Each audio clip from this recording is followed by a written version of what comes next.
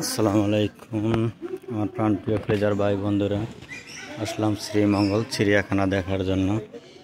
তাই প্রথমে যদি আমি ডাইন দিকে একটু প্রবেশ করি, একটু দেখি কি কি দেখা যায়। এখানে আছে হরিণ, মাশাআল্লাহ সুন্দর হরিণ।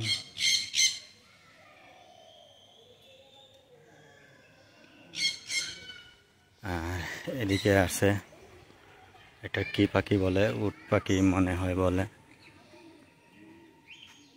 ইমু পাখি। এই যে এই সেই ইমু পাখি।